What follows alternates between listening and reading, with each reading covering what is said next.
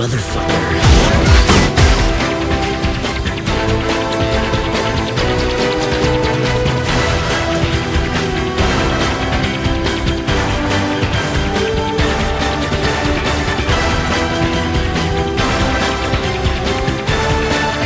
Who are you? I'm Kick-Ass.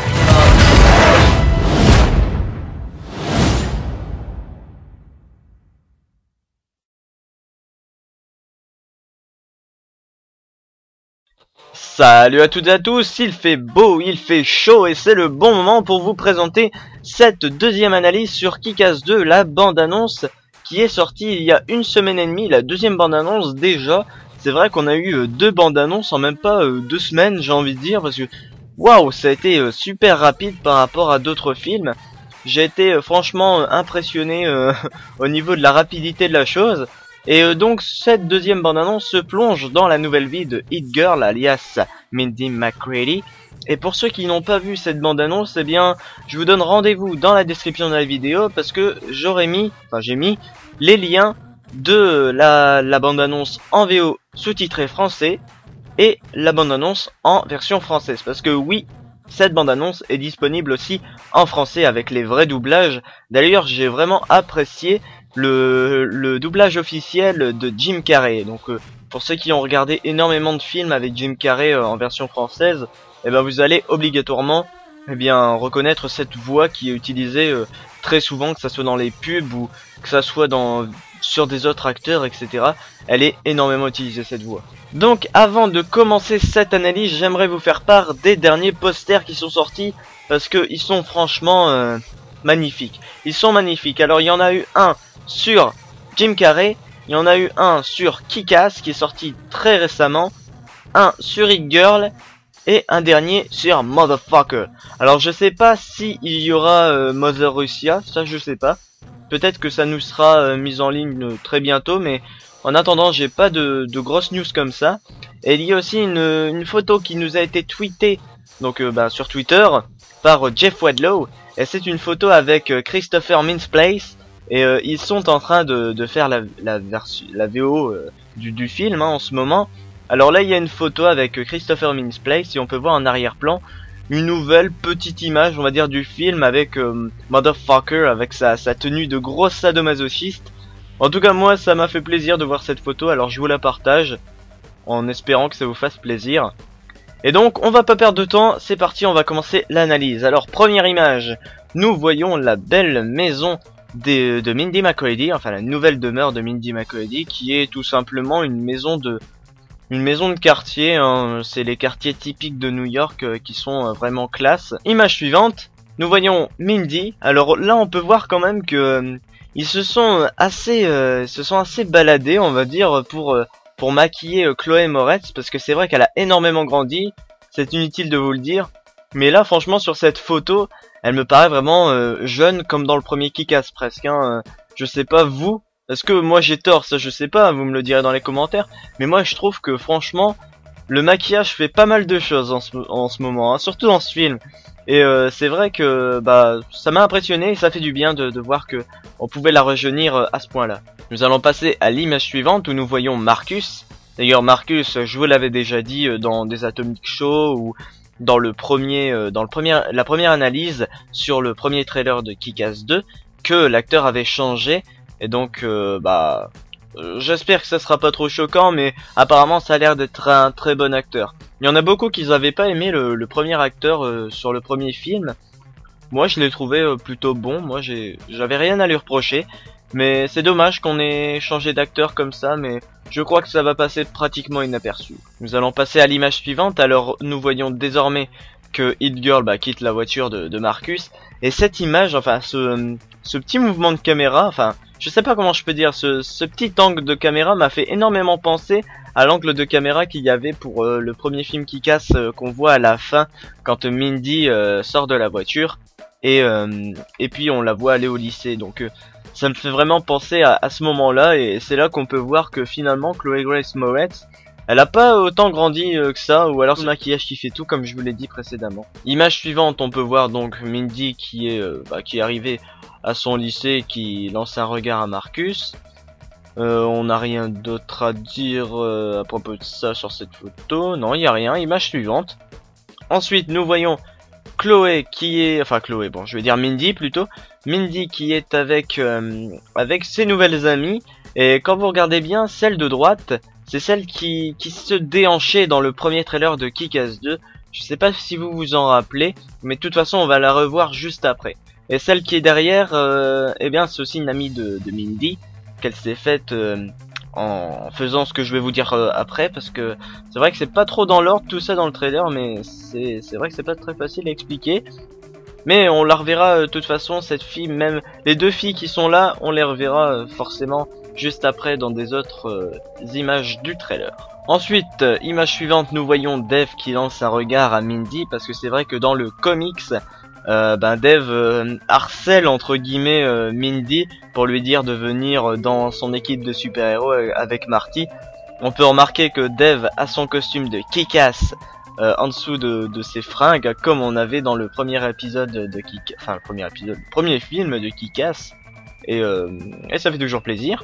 Image suivante, nous voyons nous voyons ce que nous avons déjà vu dans le premier trailer, hein, donc la classe de Mindy au complet qui sont dans la salle de sport, et je crois que c'est une sorte de casting ou de test, enfin c'est un truc assez américain avec les tests comme ça, c'est une personne qui passe devant toute la classe pour montrer de quoi elle est capable, et je crois qu'ils sélectionnent les meilleurs pour je ne sais quoi. Alors je peux pas vous dire quoi, hein, mais de toute façon dans le film on le saura forcément, enfin j'espère.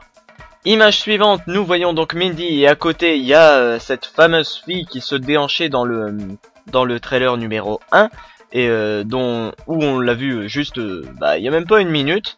Et donc cette fille va finalement, je crois qu'elle va se la péter, elle va se déhancher pour écraser Mindy, et que finalement après ce que Mindy va faire devant la classe, elles vont devenir amies. Image suivante, nous voyons les deux fameuses filles qui se font explosé par Mindy à la fin du trailer, hein, pour ceux qui l'ont vu en VF ou en VO, de toute façon c'est tellement épique ce moment, c'est ça que j'adore dans ce trailer de Kick-Ass 2, enfin dans ces trailers, c'est que on peut voir que le langage cru qu'il y a dans les comics, parce que ça c'est clair que c'est du langage cru, hein, c'est vraiment un film qu'il faut interdire en moins de 16 ans, hein, si c'est aussi cru que dans le comics. Mais ça m'a fait plaisir, mais à un point de voir à quel point le langage est cru comme dans le comics. En tout cas ça fait vraiment plaisir. Et donc ces deux fameuses filles, on les voit à la fin des trailers, hein. Vous vous en souvenez certainement, car c'est quand même l'une des scènes les plus épiques de ce deuxième trailer de Kick-Ass 2. Nous voyons donc sur l'image suivante que Chloé va en face de la classe, et qu'ensuite elle commence à paniquer un petit peu, mais elle s'imagine 4 ennemis qui sont disposés à 4 endroits différents, et donc c'est pour ça qu'elle se transforme d'un coup comme ça par alternance en Hit Girl. Et ça c'est franchement intéressant, moi j'aime bien ce petit je sais pas, ça donne vraiment un style à la scène qui est vraiment intéressant. Sur l'image suivante, on revoit la séquence de fight qu'il y avait déjà dans le premier trailer de Kick-Ass 2. Et on peut revoir donc les Nunchaku, et d'ailleurs j'avais été revoir dans mes comics dans mon armoire, et j'ai remarqué que oui, les Nunchaku sont dans le comics Hit Girl, et d'ailleurs voici la cover avec le Nunchaku. D'ailleurs cette cover est franchement excellente, moi j'ai adoré dès que je l'ai vue. Elle avait été annoncée dans un site de comics, je sais plus si c'était Comics Blog ou un autre site, ouais je crois que ça doit être Comics Blog. En tout cas, dès que je l'ai vu, je me suis dit waouh, il faut que j'achète ce numéro. Et c'est le dernier numéro d'Hit Girl d'ailleurs, hein. Si vous pouvez l'acheter même en VO si vous comprenez l'anglais, c'est vraiment intéressant. Et on peut voir aussi le mec qui est derrière Hit Girl. Vous pouvez le voir, il est avec vous voyez sa lance avec, enfin c'est pas une lance vraiment, on va dire son épée, son sabre, une sorte de petit sabre qu'on avait déjà vu dans le premier film Kick-Ass. Je vous l'avais déjà dit dans la première analyse que ce mec tenait ça dans ses mains, qu'il a sans doute désarmé Hit Girl ou quoi, et c'est pour ça qu'elle se bat avec les Nunchaku. Je ne sais pas, en tout cas ça va être une petite bagarre assez épique. L'image suivante, on peut revoir donc le petit coup dans les boules au mec, il a dû bien souffrir avec le coup de Nunchaku entre les couilles. Image suivante, nous revoyons la fameuse Ducati violette de Hit Girl. et donc on la voit donc qui met son casque. Sur l'image suivante, on peut revoir la séquence où elle dit donc en version française, il y en a plein qui se sont plaints parce que dans la version française, elle dit ça va chier bande d'enculés. Mais dans la version américaine, c'est vrai que bah, ça fait forcément plus classe, mais c'est vrai que la plupart du temps, la VO surpasse la VF. Ça paraît un petit peu logique vu que c'est la vraie voix des acteurs. Et bon, en tout cas, il y en a pas mal qui se sont plaints, mais je trouve que c'est pas si mal finalement. Moi, je m'en fous, hein, tant qu'il y a le gros mot qui est là, tant qu'il y a l'insulte qui est là, moi ça me fait toujours plaisir. Image suivante, on revoit cette séquence où Hit Girl est en face des buildings avec ce coucher de soleil magnifique. Franchement, cette image, elle est vraiment magnifique. Moi, je la trouve personnellement magnifique. Et donc on passe à l'image suivante où nous voyons Dev qui parle avec Mindy.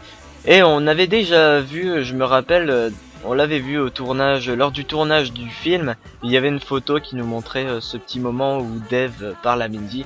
Et je crois que c'est là qu'il va commencer à la harceler un petit peu pour lui dire de revenir en tant que Hit Girl, etc. Ça va être un moment vraiment intéressant. Et on peut voir sur l'image suivante une scène qui est vraiment, je sais pas, mythique, j'ai envie de dire mythique, mais tout le monde ne la connaît pas parce que tout le monde ne lit pas le comics Hit Girl parce que ou je crois que non, en fait c'était même pas dans le comics Hit Girl, non, c'était dans le comics Kick-Ass 2, donc encore plus de personnes pourraient l'avoir vu. Mais je trouve que cette scène là fait énormément plaisir à voir dans le film Kick-Ass 2, et c'est la scène où Mindy rentre dans sa chambre et elle se regarde dans le miroir et elle voit dans le reflet du miroir Hit Girl qui la regarde comme dès que j'ai vu ça dans la bande-annonce, je me suis dit oh là là là là, ça c'est cool, ça c'est franchement cool, et j'ai trouvé ça excellent. On pouvait voir d'ailleurs la différence avec le comics, c'est franchement excellent, c'est excellent. Ensuite, sur l'image suivante, nous revoyons donc la suite de la séquence avec Dev qui harcèle Mindy. Donc on peut voir qu'elle a un regard assez, je sais pas, est-ce qu'elle réfléchit ou est-ce qu'elle pense à quelque chose à propos de Dev, enfin je sais pas, parce que c'est vrai que rappelez-vous, on avait vu une photo du tournage où Mindy et Dev, j'ai pas envie de le dire, pour pas spoiler ceux qui regardent cette analyse, parce que voilà, donc je vais rien dire, mais je crois qu'il y aura des personnes qui vont s'en douter, ceux qui regardent la vidéo, qui ont vu les photos de tournage du film. Je crois qu'ils vont se douter de quelle image je voudrais parler. Enfin bref, image suivante, où nous voyons donc encore une fois notre justice éternelle favorite. Alors on peut voir, donc je vais vous dire de gauche à droite. Donc il y a Night Beach, il y a comment il s'appelle déjà, Battle Guy, avec derrière lui Insect Man. Ensuite nous avons Kick-Ass, Colonel Star. Nous avons ensuite le Dr Gravity en arrière-plan, derrière les deux oiseaux bleus. Et les deux oiseaux bleus dont je me rappelais plus du nom, enfin je crois que je me rappelais plus, ou je voyais pas c'était qui ces super héros, mais j'étais dans le doute, je m'en doutais un petit peu quand même, mais c'est vrai que le design n'est pas du tout comme dans le comics. Et donc c'est ces fameuses personnes, c'est ces fameuses, ouais, ce fameux couple qui a perdu son fils. Alors son fils, je sais plus comment il s'appelle, je crois, ça s'appelle Remembering Tommy, je crois que c'est Remembering Tommy. Et donc Tommy, c'est le nom du petit garçon qu'il y a sur leur t-shirt, parce que regardez bien sur leur t-shirt, il est écrit Missing, Please Call, et ils mettent leur numéro de téléphone. Donc voilà, donc c'est leur petit garçon Tommy qu'ils ont perdu, et je vais pas raconter l'histoire pour pas vous spoiler et vous faire un petit peu plaisir en regardant le film. En tout cas, c'est vrai que le design de leur costume est très différent par rapport à celui des comics. Et on peut voir donc le père qui a son arme m'a bien fait rire, parce que c'est un ensemble de clubs de golf qui sont scotchés pour faire un truc bien lourd et bien monster pour défoncer la gueule des super vilains. Sur l'image suivante, on peut revoir donc la séquence avec Jim Carrey, donc Colonel Star, qui fait une poignée de main avec Kick-Ass. Nous pouvons donc voir sur l'image suivante, d'ailleurs c'est une scène vraiment énorme que beaucoup ont retenu de ce trailer de Kick-Ass 2, où il y a Kick-Ass qui fait Hell yeah. Moi personnellement, j'étais mort de rire la première fois que que j'ai vu ça. D'ailleurs j'étais pas le seul à être mort de rire pendant cette scène là. Et même en VF elle m'a bien fait rire cette réplique en tout cas. Image suivante, nous pouvons voir donc notre fameuse justice éternelle qui sont sur le toit où Hit Girl se trouverait précédemment, hein, où j'avais dit que cette image était vraiment magnifique. Donc on peut voir qu'ils se font une espèce de poignée de main. Je sais pas si c'est pour dire qu'ils continueront à faire régner la justice tous ensemble, parce que c'est vrai que ça a l'air d'être après la bataille de fin. En tout cas ça serait mon avis, vu qu'ils sont sur le toit où Kick-Ass et Ren Mist se battent. Donc je vous l'avais dit hein, dans le trailer numéro 1 qu'il y avait ce sorte d'escalier et tout ça avec Kick-Ass et Ren Mist qui se battent. Enfin Ren Mist, je vais dire motherfucker maintenant. C'est vrai que j'ai du mal à dire motherfucker hein, mais il faut que je prenne l'habitude. Donc c'est ce fameux toit où Kick-Ass et motherfucker se battent. Et donc forcément bah là on peut voir que c'est Dev qui gagne, et je vais pas vous dire comment par contre. Et donc on dirait que c'était une bataille plutôt violente, etc. Et peut-être qu'il y a eu Mindy qui était un peu déçue, enfin je sais pas. Je sais vraiment pas comment ça va finir, mais je crois pas que ça finira comme dans le comics, avec le même cliffhanger, etc. Je crois que ça sera une fin assez différente, mais qui sera quand même très très bien pour le film. Nous pouvons voir d'ailleurs en arrière-plan qu'il y a l'Empire State Building, hein, pour ceux qui connaissent New York. Donc il y a l'Empire State Building, ça fait une magnifique vue avec le coucher de soleil, franchement c'est magnifique.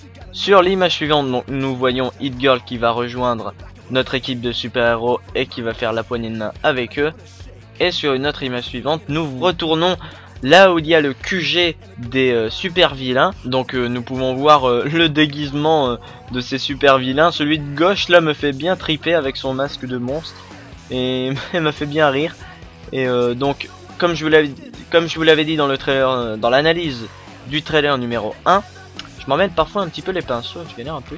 Donc comme je vous l'avais dit dans l'analyse du trailer numéro 1, donc c'est l'équipe de Ren Mist hein, qui se retourne pour faire face à Kick-Ass et Hit Girl.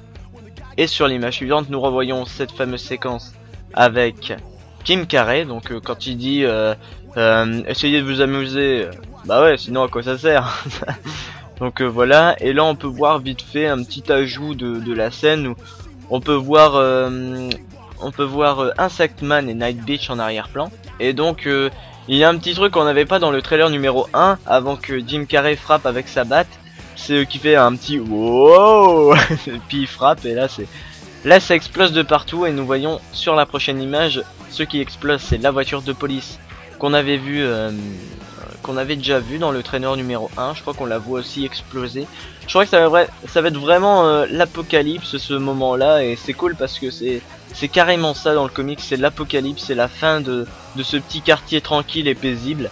Et donc nous voyons sur cette image les mannequins qui sont disposés à gauche et à droite. Celui de droite on le voit un petit peu moins, mais donc c'est un mannequin, on le voit bien hein, mais c'est un petit détail hein, que je vous dis comme ça, mais c'est vrai que ça me rappelle une photo qu'on avait eue du tournage avec Mother Russia, donc l'actrice Olga, et donc elle avait fait une photo, elle était avec un de ses mannequins et elle l'étranglait. Enfin, c'était une photo assez sympa. Moi j'aime bien l'actrice de Mother Russia. C'est vrai qu'on m'a demandé est-ce que ça me fait quelque chose que Mother Russia soit une personnalité blanche et non métisse comme dans le comics. Moi franchement ça m'a pas touché plus que ça hein. C'est une adaptation comme une autre hein. C'est comme le costume de Ren Mist, enfin de Motherfucker. C'est comme le costume de Motherfucker hein. Dans le comics il a la tenue rouge qu'il avait en tant que Ren Mist, alors que là bah, il a une tenue un peu sadomaso, où il y a même plein de personnes qui disent putain c'est quoi ce bordel, etc. Mais il faut se mettre un petit peu dans le délire, parce que si on se met pas dans le délire de Kick-Ass 2, eh ben c'est clair qu'on peut pas vraiment apprécier le film. En tout cas je plains ce genre de personnes. Et on passe sur l'image suivante où nous voyons une petite séquence avec la bataille entre Mother Russia et Hit Girl. Donc nous voyons sur cette image donc Mother Russia qui est en arrière-plan. Donc ensuite nous avons Hit Girl qui fait des petites pirouettes. Et à droite nous voyons une voiture bien stylée avec le logo le logo du gang de Motherfucker. D'ailleurs, on peut voir, si vous regardez bien, vous pouvez voir au-dessus du logo rouge qu'il y a au-dessus écrit The Motherfucker. Donc je crois que ça sera sa voiture, celle qui va surpasser, on va dire, la Mist Mobile, hein, celle qui était mystique. Et puis c'est tout, il n'y a rien à rajouter sur ça. Il y a 2 Gugus qui se battent, et c'est tout. Image suivante. Nous voyons donc une petite séquence avec Hit Girl qui donne un bon coup dans l'œil de Black Death. Donc Black Death, comme je vous l'avais dit, va pas faire long feu hein, dans ce Kick-Ass 2. En tout cas c'est mon avis, mais je crois qu'il va pas faire long feu ce gars. Et on peut voir en arrière-plan qu'il y a la Mist Mobile. En tout cas ça ressemble à la Mist Mobile, et je sais pas si c'est exactement ça, mais elle ressemble énormément, et je me pose des questions si ça serait pas cette voiture là.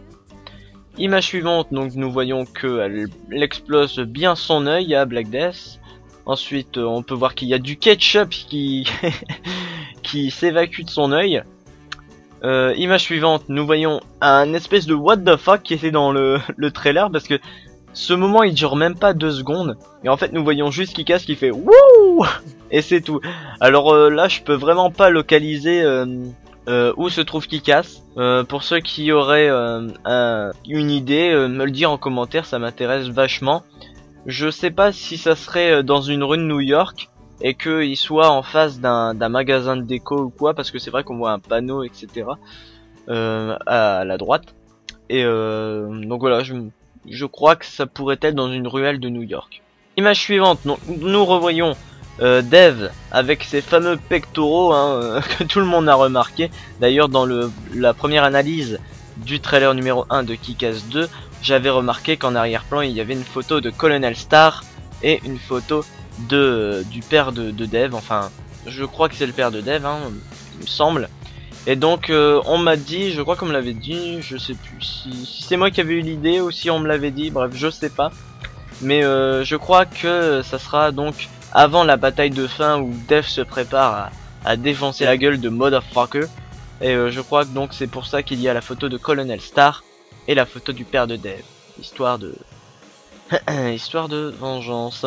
Image suivante, donc nous revoyons donc dans la salle où Midi fait son petit sport là devant sa classe.